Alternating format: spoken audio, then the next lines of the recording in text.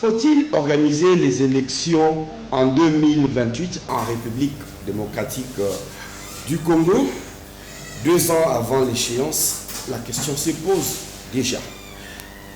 Parce que la République est sous occupation dans sa partie Est.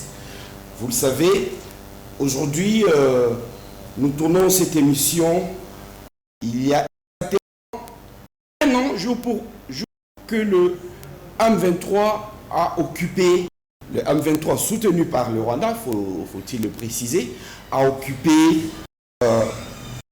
Goma et puis après Bukavu. Alors, faut-il des élections avec un pays occupé? Est-ce que organiser ces élections va consacrer la partition ou la balkanisation du pays? Eh bien, ce sont les questions que nous allons nous poser avec notre invité. Aujourd'hui, nous recevons pour vous Maître Jean-Marie Kabengela Ilunga, conseil près de la Cour pénale internationale, chercheur au Centre des recherches en sciences humaines. Évidemment, il est avocat au barreau de Kinshasa Matete et finalement, c'est un professionnel du droit connu dans les plus grands procès qu'il y a eu dans ce pays, Tchébéa et Vital Kamerhe, pour ne citer que cela. Merci d'avoir accepté notre invitation, maître. C'est moi qui vous remercie également pour m'avoir invité sur votre plateau afin d'échanger sur des questions brûlantes de l'heure. Voilà, nous profitons de l'occasion pour vous présenter le lien pour l'année nouvelle. Et vous demandez, mais est-ce que vous avez un plaisir personnel à aller vers des procès un peu tape à l'œil, quoi? Bon, il s'est fait que l'histoire judiciaire de notre pays retient que j'ai toujours été sollicité tout au long du régime Kabila père comme Kabila fils à soutenir la défense des opposants à ces deux régimes, rôle que j'ai joué selon les limites de mes compétences, au point que chaque fois quand on arrêtait un opposant, au niveau du parquet, l'on posait la question si Maître Kabengela n'était pas de la défense et en fonction plutôt de ce que j'étais là ou n'était pas là, le traitement changé. J'ai eu, par la grâce de Dieu, de défendre presque tous les opposants au régime Kabila père et fils. Donc je ne cherchais pas. On pensait quand même que j'avais mon petit courage d'affronter le régime en place sans peur, quand bien même j'avais fait l'objet de menaces des services de renseignement lorsque j'avais défendu la cause de Gabriel Mokia, qui avait dit que dans ce pays, tout le monde volait même au sommet de l'État. Il avait été poursuivi, j'étais l'un de ses avocats. Les services de renseignement étaient sous mes trousses. J'avais bénéficié de la protection de Floribert Chebeya avec la voix de sans-voix. À un moment, on m'avait demandé que je puisse m'exiler. J'avais dit non, je ne peux pas m'exiler. J'ai fait mon travail d'avocat et le régime Kabila devait le savoir et le comprendre. Et l'intervention de Floribert Chebeya avait fait que toute la communauté internationale s'était alignée pour me défendre et demander à Joseph Kabila de comprendre que l'avocat ne faisait que son travail. Est-ce que le fait d'avoir défendu, on va dire, ses opposants, vous met un peu en situation de proximité idéologique ou des causes avec eux? Non, donc je reste indépendant. Vous avez pour exemple le cas que vous venez de citer de Vital Kamerhe. J'étais l'unique avocat qui n'était ni de Walungu, donc du sud du Kivu, ni de l'UNC. Donc avocat qui n'était pris qu'en cette qualité-là d'avocats. Et donc, je ne partage pas tellement d'idéologie en tant qu'avocat. Vous avez, pour exemple, quand sous le mandat au ministère de la Justice et de Moutamba, quand la procédure a été mal faite de saisie des biens pour être vendus de Corneille Nangaa, j'avais pris mon courage scientifique de neutralité pour dénoncer que les choses sur le plan de la procédure ne devraient pas se passer comme cela. Et un autre exemple, c'est qu'à un moment, parce que je suis un esprit épris de paix, j'avais sollicité une mesure d'abandon de poursuite au profit de Joseph Kabila, pensant qu'il allait comprendre qu'il pouvait revenir à la raison. Mais ce plaidoyer n'a pas été bien suivi par Joseph Kabila au point qu'il a continué à commettre des actes contre les intérêts vitaux de la République. Et une fois, quand j'étais consulté, j'ai trouvé que, comme la personne n'avait pas saisi le temps de grâce, cette fois-ci, il faut que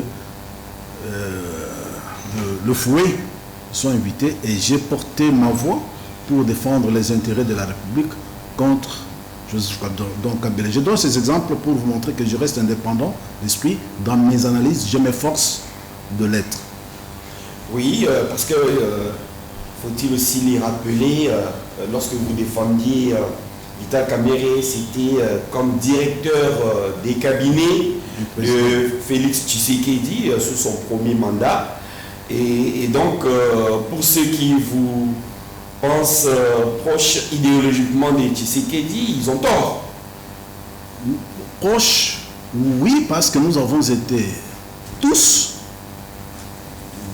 idéologiquement parlant, nous étions ensemble contre le régime de Joseph Kabila. Il y avait là des Chaloupa, le Franck Diongo, il y avait Martin Fayoulou, il y avait Félix-Antoine Tshisekedi Tshilombo comme président du Rassemblement. Je rappelle que c'était sous son mandat, en tant que président du Rassemblement, que j'ai été envoyé à Goma défendre 12 membres du Rassemblement qui étaient arrêtés à Goma pendant plus d'une année et par l'exercice de mon ministère d'avocat. Ces 12 membres du Rassemblement ont été acquittés sur le banc. Donc, il faut reconnaître que sur le plan de l'activisme pour l'alternance, la surveillance d'un état de droit, en tant qu'avocat, j'ai apporté mon soutien au combat de l'opposition qui est maintenant au pouvoir. Même lorsque nous étions la CENCO, nous étions des experts qui devaient passer à la lecture technique des termes de l'accord de la CENCO. Donc c'est dire que en tant qu'avocat, j'ai aussi mes convictions politiques qui sont proches de Félix, ça je ne peux pas m'en cacher. Nous étions ensemble, nous étions proches avec Fayoulou. Bon, Martin Fayoulou a pensé ne pas être avec son frère de combat d'hier pour des raisons qui sont personnelles. Mais lorsqu'il s'agit d'analyser une question, soit politique, soit juridique, je m'efforce d'être le plus objectif possible. Nous allons y arriver. Alors, je voudrais quand même avoir, juste avant, votre commentaire sur un an de l'occupation de Goma-Bukavu, le 27 janvier 2026, aujourd'hui, donc un an jour pour jour, par le M23-AFC, soutenu par le Rwanda. Vous avez un commentaire là-dessus? Oui, le commentaire que je puis faire aujourd'hui avec à l'appui la position de l'ambassadrice rwandaise devant la commission des affaires étrangères de la Chambre des représentants des États-Unis, c'est qu'aujourd'hui nous avons la preuve irréfutable que ce soit Corneille Nangaa, que ce soit Bertrand Bisimwa et tous ceux qui les ont suivis, Bertrand Bisimwa, tous ceux qui les ont suivis, en réalité, ils ne sont pas des rebelles de droit interne.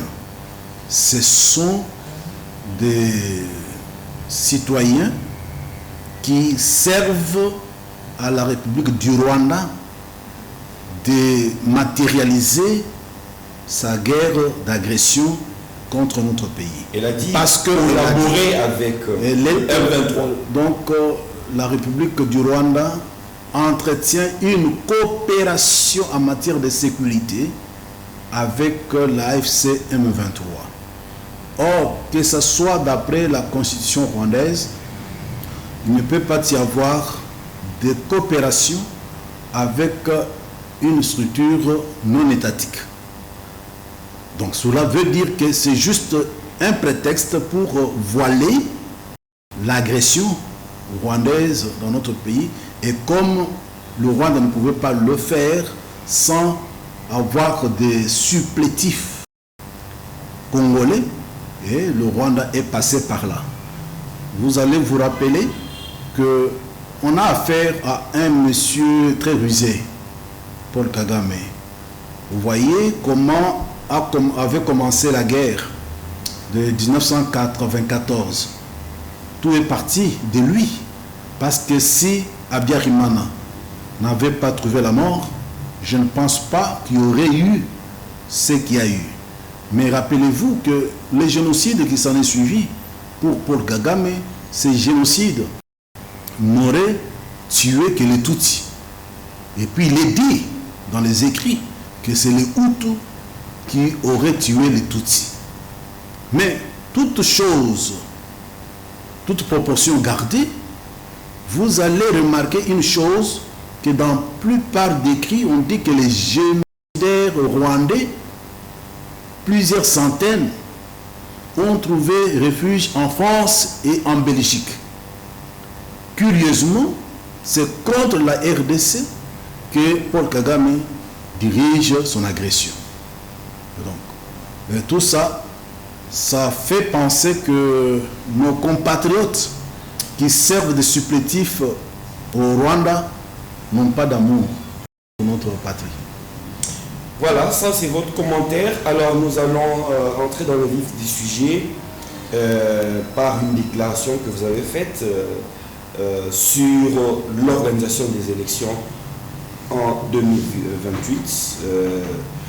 Vous le savez que les mandats des institutions actuelles expirent à cette date-là et que même si on suit la légalité que vous défendez, normalement le président Tshisekedi n'a pas assez représenté parce qu'il aura donc déjà épuisé son deuxième mandat. Alors, vous demandez qu'il n'y ait pas élection aussi longtemps que le M23, aussi longtemps que le pays est en guerre.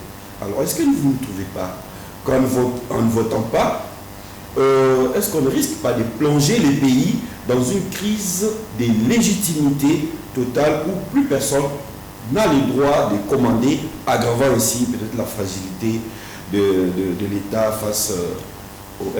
Merci beaucoup pour la question. Je pense, à mon humble avis, que les bonnes analyses doivent passer par la considération de faits plutôt que des personnes ou des personnalités. Parce que si une personne vous intéresse ou vous déplaît, cela risque de biaiser l'analyse. Non, je veux dire pour le deuxième mandat. Pour le deuxième mandat, c'est tout à fait constitutionnel. Oui, je ne souhaite pas parler de Félix, je souhaite parler de n'importe quelle personne qui serait président. Allons-y. Est-ce qu'il est admissible que dans le contexte d'une guerre d'agression, qu'on puisse organiser des élections qui soient légitimes et crédibles? J'utilise bien le mot, qui soient légitimes et crédibles. Personne ne sera éternel dans une fonction ou une autre. Mais je suis en train de m'aviser d'une chose. Mais est-ce que vous pouvez préciser la guerre d'agression, elle s'étend sur l'ensemble du pays? Je vais y revenir. Une partie du pays. Je vais y revenir. Une guerre d'agression qui empêche les institutions de la République de fonctionner régulièrement. Mais toute autre institution de côté. Mais cette guerre empêche la CENI d'être opérationnelle dans les deux provinces. Les gens qui font des analyses partielles et partiale de la situation tente de comparer ce qui n'est pas comparable. En prenant la situation des élections de 2019-2023, auxquels quelques territoires, je dis bien quelques territoires, n'avaient pas pris part. Et compare cette situation à celle qui risque de nous arriver, mais cette fois-ci avec une donne différente. La donne différente, c'est laquelle? Oui. C'est que cette fois-ci, il ne s'agit pas de territoires. Il s'agit de 2 provinces. Et l'article 5 de la Constitution dit que la souveraineté nationale appartient au peuple, qu'aucune fraction de ce peuple ne peut s'en attribuer l'exercice. Quand on dit aucune fraction, cette fraction peut être même de 99%. Vous ne pouvez pas exclure 1%. C'est-à-dire, vous devez tout faire pour que quiconque est éligible et électeur ait la chance de s'exprimer. Question. De 2 choses l'une. On veut accéder au pouvoir par voie d'une guerre d'agression ou par voie d'élection. Si l'on veut qu'il y ait des élections, conséquence logique, il faut arrêter la guerre pour permettre les conditions idoines de la tenue des élections. Vous n'arrêtez pas la guerre, il n'y aura pas d'élection. En fait, suivant l'article 62 de la Constitution, vous ne pouvez pas ne pas donner, je m'excuse, d'abord 13, vous ne pouvez pas ne pas donner la chance à tout Congolais, notamment nos compatriotes de l'Est du pays, de concourir aux élections. Vous pensez, et qui peut penser, que parmi nos compatriotes habitant le nord Kivu et le sud Kivu, il n'y a pas de candidat président de la République. Maître, je sais que vous allez me sortir de l'arsenal juridique, évidemment, face à cela, peut-être que je n'aurai pas la réplique qu'il faut, mais néanmoins, si vous pouvez vouloir nous éclairer, oui, parlant de l'occupation du nord et sud Kivu, oui, parce que vous avez dit, même à 99%, même 1%, on ne devrait pas. Mais vous êtes sans savoir qu'en 2018, il n'y a pas eu élection à Béni, à Butembo et à Yumi. Cela n'a pourtant pas remis en cause les... J'ai répondu, peut-être vous ne m'avez pas suivi. Non, je me suis dit, c'est parce que vous avez parlé des 1%. Vous avez dit que, vous avez aussi dit que c'était juste des territoires. Donc en fait une occupation partielle, on va dire ça. Mais aujourd'hui, pour ce qui concerne le nord et le sud Kivu, vous savez certainement que le gouverneur Bourou se trouve, maintenant qu'on parle, il est à Uvira. Il représente donc l'autorité de l'État dans le sud Kivu, l'autorité légale. Et vous savez que le gouverneur Kakule est à Béni, dans le nord Kivu. Et donc il représente l'autorité de l'État. Alors, et ça veut dire que... Je suis d'accord avec vous. Ça veut dire que le M23 n'occupe pas non plus totalement... Je suis d'accord avec vous si vous me donnez la preuve que avec l'état actuel de l'occupation, la CENI serait opérationnelle dans les 2 provinces. J'ai fait la distinction. 2019-2023, il s'agissait des territoires et non des provinces. Or, comment opère la CENI? La CENI transporte les matériels électoraux, les dépose au chef-lieu, notamment à Goma. Est-ce que Goma est déjà en possession des institutions? Avant de dispatcher dans des territoires, est-ce que la CENI, dans le contexte actuel, pourrait être opérationnelle intégralement sur les 2 provinces pour déposer le matériel et législative. Alors, tant que le Rwanda, qui reconnaît aujourd'hui son acte d'agression, utilisera certains compatriotes pour renverser les institutions, donc nous pensons pour notre part que les conditions de la tenue des élections ne sont pas réunies. Mais parce que pas plus loin qu'ici en Ukraine. L'Ukraine fait face... Nous allons y arriver. Je voudrais par contre que nous revenions un peu sur l'article 5 que vous avez ici, parlant certainement de l'indivisibilité de la souveraineté de la République démocratique du Congo.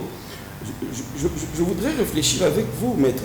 L'article 5 stipule que la souveraineté nationale appartient au peuple.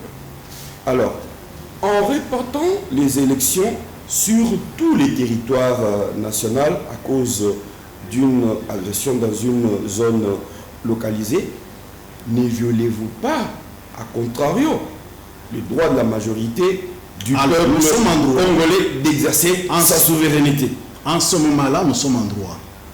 Le droit a plusieurs sources. Le droit n'est pas seulement le droit constitutionnel, ce n'est pas seulement le droit administratif. Alors là, les institutions sont relevées de la déchéance ou des faits de la non-tenue par mauvaise foi des élections par un cas de force majeure. Lorsque la Constitution a été élaborée, on avait prévu la tenue des élections, le constituant, même le législateur, n'a jamais pris en charge la situation que nous traversons aujourd'hui, où il y a une guerre d'agression. Justement parce que la Constitution ne prévoit aucun endroit où il est dit dans la Constitution que s'il y a une occupation d'une partie du territoire national, cela suspend. Maintenant, c'est le droit qui répond que lorsqu'il y a un cas de force majeure, comme une guerre, les débiteurs d'obligations sont relevés de la mauvaise foi dans l'exécution des obligations qui leur incombent. Donc, en ce moment-là, on va dans d'autres sources de droit pour voir qu'est-ce qui se passe. Nous pouvons aller même à titre de principe général, parce que le principe général, c'est les décisions que certains États dits civilisés ou la position que ces États-là ont adoptée devant la situation similaire. L'Ukraine confrontée à une situation similaire que la nôtre. Mais Zelensky est là parce que les conditions de guerre imposées par la Russie, ces conditions-là ne permettent pas la tenue des élections. Il est là il y a plus de 2 ans. Ça veut dire ceci, que tout ce qui n'est pas expressément prévu, soit ça nécessite l'interprétation évolutive de la Constitution, soit recours à d'autres sources de droit pour trouver la solution à la situation qui est la nôtre aujourd'hui. Vous parlez de l'Ukraine. Est-ce que vous savez que l'Ukraine a une constitution qui interdit explicitement les élections pendant la loi martiale, ce qui est le cas actuellement. La constitution de la RDC, par contre, elle... Alors, c'est là où vous avez, les téléspectateurs doivent comprendre ce que je viens d'énoncer ici comme principe général des droits. Le principe général des droits peut être tiré d'un droit étranger écrit, mais pour combler nos lacunes. Donc, parce que le principe général des droits n'a jamais été écrit.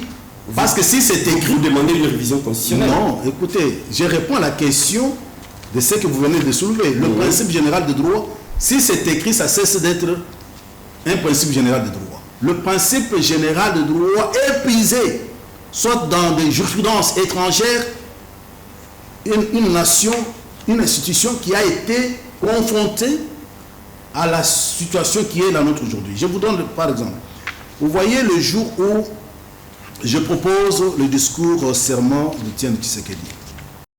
Il a été question maintenant de savoir comment Étienne Tshisekedi devrait prêter serment devant le peuple et non devant la Cour suprême de justice. La justification était la suivante.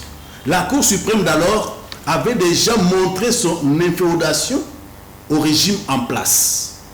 Et en dehors de cela, parce que moi qui avais rédigé le discours, nous sommes allés en Côte d'Ivoire où nous avons trouvé l'actuel président Ouattara, une fois élu, n'avait pas été reconnu par le Conseil constitutionnel.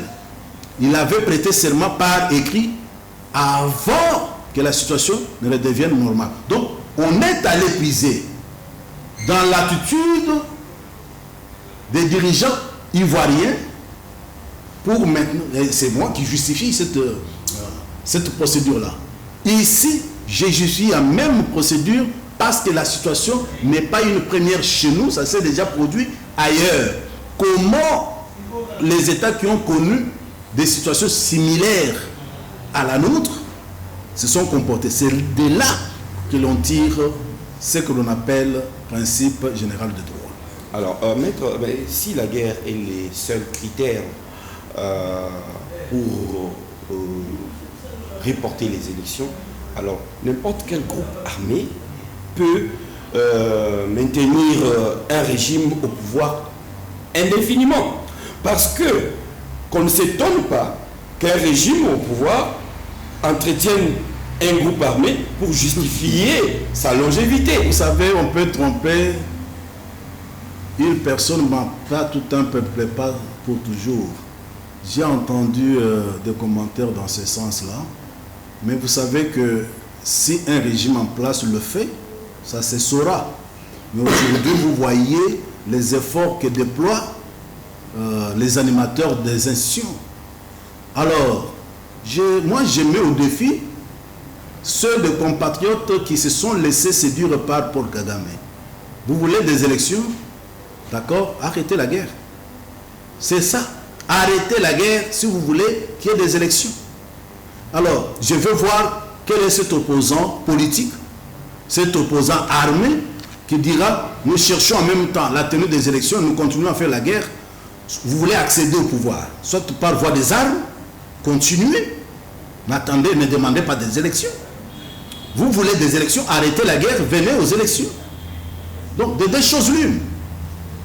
Donc, mon analyse et mes plaidoyers tendent à voir la guerre s'arrêter pour qu'on revienne à la voie démocratique choisie dans la Constitution comme voie d'accession au pouvoir. Mais même si cette Constitution, article 119, parlant d'état des sièges, ne prévoit pas que...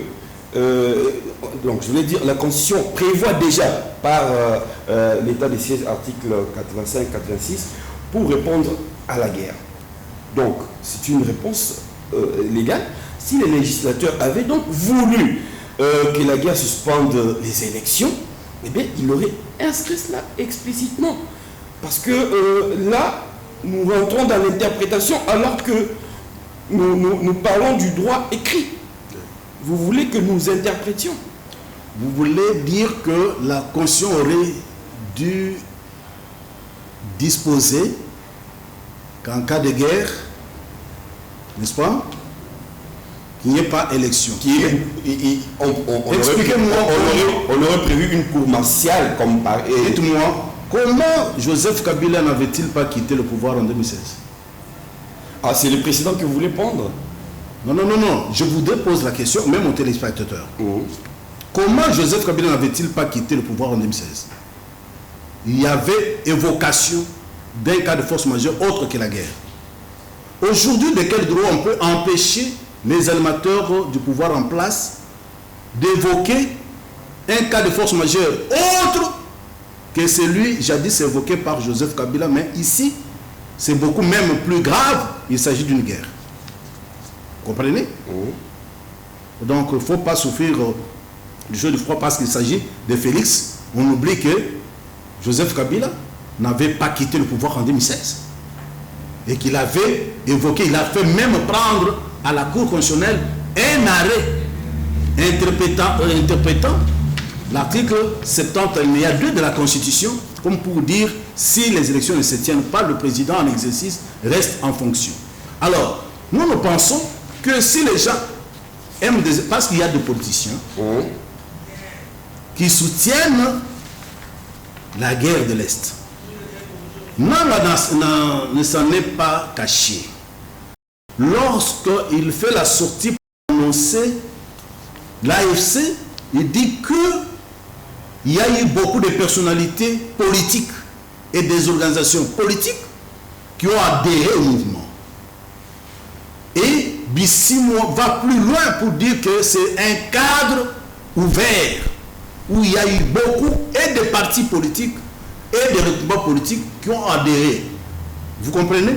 Alors, dans ce contexte, les partis politiques, vous le voyez, à un moment, on a même présenté un groupe de centaines des officiers que l'on a présentés comme des officiers de FARDC qui auraient adhéré au mouvement. Dans ce contexte où le pouvoir qui a fini en 2018, au bénéfice de mixage, brassage, a facilité l'infiltration et qu'il y a cette guerre, vous pensez normal, nous Congolais, que dans ce contexte, on va des élections sans la participation de nos compatriotes du Nord Kivu et du Sud Kivu. Vous allez donner à la bande de Paul Kagame de persuader nos compatriotes de ce qu'ils ont été exclus. Notez bien, qu'ils ont été exclus de la RDC et en tant que tel, ils peuvent constituer un État à part. Et avec l'appui de Paul Kagame, ils peuvent organiser les élections. Retenez, les élections, c'est pour choisir les députés et ainsi de suite, qui font partie... Pas que. C'est aussi pour choisir les chefs de l'État. Bien sûr. Oui. Mais je vous dis déjà qu'il y a quelques membres qui participent au pouvoir constitutionnel, appelé pouvoir judiciaire. Ces gens-là n'ont pas hésité à recruter les magistrats qui doivent dépendre du Conseil supérieur de la magistrature. Pourquoi ils l'ont fait? Pensez-vous qu'en organisant les élections, sans Nord Kivu, sans Sud Kivu, ces gens-là ne vont pas trouver prétexte de quitter la RDC? C'est pourquoi nous sommes derrière la diplomatie agissante que mène l'actuel président de la République afin de ramener la paix. Et nous lançons un appel à ceux de compatriotes qui sont trompés de voix, que la voie la mieux indiquée pour accéder au pouvoir, c'est la voie des élections. Mais si l'on choisit la voie de la guerre, electa unawiya, soit vous choisissez la voie de la guerre, soyez fort pour renverser les institutions et prendre le pouvoir par la force, ou vous abandonnez la guerre, vous venez par la voie pacifique qui est la voie des élections. Les deux choses l'une. Oui.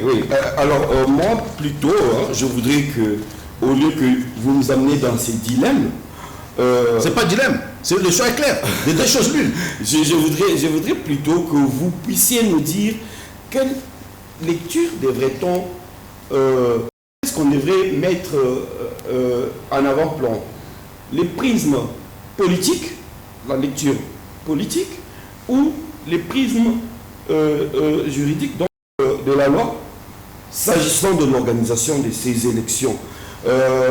Et donc, est-ce que vous êtes pour un glissement ou bien vous pensez qu'il y a un vide constitutionnel? Ma réponse est la suivante. D'abord, considération juridique. Devant un cas de force majeure, qui peut être tenu d'exécuter ses obligations? Notamment l'obligation de faire. Personne. Le cas de force majeure, comme la guerre, ça relève le débiteur d'obligation de sa responsabilité. Mais alors, avec cet état de choses sur le plan politique, il y a des conséquences. Conséquences, c'est quoi? Nous ne pouvons pas accepter de tenir des élections en excluant n'est-ce pas, nos compatriotes de 2 provinces. Précisons que les territoires qui n'avaient pas pris part aux élections en 2019 et en 2023 ne constituent pas de provinces entières. Et donc, aujourd'hui, la situation est différente. Il n'y a pas de glissement. Vous savez, peut-être les gens ne savent pas, dans ce pays, il y a eu beaucoup d'écoles politiques. L'actuel régime, parce que c'est le président de la République qui régente tout, sort d'une certaine école. Il sait, et moi je le sais, il n'est pas éternel au pouvoir. Mais nous ne pouvons pas laisser ce pays entre les mains des prédateurs étrangers. Rappelez-vous, au moment où la Cour constitutionnelle s'apprêtait à rendre public le résultat définitif de l'élection présidentielle, proclamant Félix Antoine Tshisekedi Tshilombo comme président de la République, vous n'avez pas suivi le message de Paul Kagame qui voulait qu'on puisse freiner un peu jusqu'à ce que dans un État souverain, un Paul Kagame qui a tué son frère Hutu à Biarimana, et c'est lui qu'on devrait attendre avant que notre Cour constitutionnelle puisse rendre public. Mais alors, au-delà de ça, quelle lecture faites-vous de cette affaire? Lisez sur la gouvernance de Joseph Kabila. Il n'y a pas qu'Engwanda. Beaucoup d'auteurs de renom international sont revenus là-dessus. Nous avons été infiltrés. Nous et Laurent Désiré Kabila en a payé le prix parce que lui, il n'était pas diplomate, il parlait de choses directement en face de ses adversaires. On ne lui a pas pardonné. On l'a évacué. Et donc, il y a la donne juridique qui explique la donne politique. C'est pas papa. Qu'est-ce que vous savez que pour la sécurité du pays, ce n'est pas le nombre de mandats. Maître, nous allons peut-être arriver à la fin de cette émission. Je vais vous poser une question parce que vous avez évoqué ici le fait du report de 2016 à 2018 sous Joseph Kabila.